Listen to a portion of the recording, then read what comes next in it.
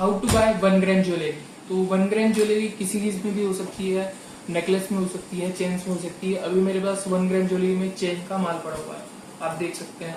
और ये जो होती है ये कोटिंग और प्लेटिंग के हिसाब से इसका मनी बैक गारंटी भी होता है। जैसे अगर समझ लो हाई कोटिंग है, हाई एंड कोटिंग वगैरह होती है, प्लेटिंग होती है, तो उसका कॉस्ट रिटर्न आपको ज्यादा मिलता है। अगर कम प्लेटिंग वाली हुई तो ये आपको सस्ती भी पड़ती है, अफोर्डेबल में भी आती है, और इसका रिटर्न कम मिलता है, क्योंकि ये बेस मेटल जो होता है समझ लो इसका कॉपर या ब्रास में हो सकता है।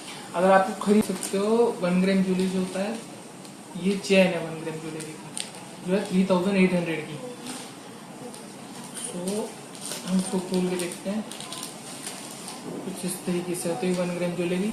इसके अंदर माइनर सी गोल्ड की प्लेटिंग होती है, यानी कि कोटिंग हो सकती, कोटिंग प्लेटिंग जो हो। और इसको बनाने की जो प्रक्रिया होती है वो समझ लो बेस मेटल को भी हो सकता है, कॉपर हो सकता है, ब्रास हो सकता है, जिसके बाद इसके ऊपर प्लेटिंग की जाती है। इसके कारण इसका प्राइस डिपेंड करता है। अगर कॉपर की होगी थोड़ी महंगी होगी, ब्रास की होगी तो भी महंगी होगी।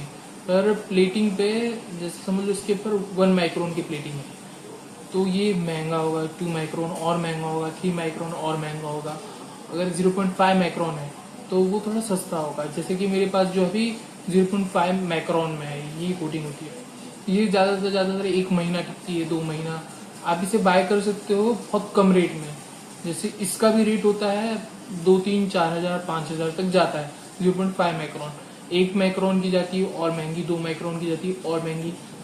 इनमें रेट्स कुछ भी हो सकते हैं, और आपको बाय करने से पहले जेन्युइन ज्वेलर्स से ही बाय करना।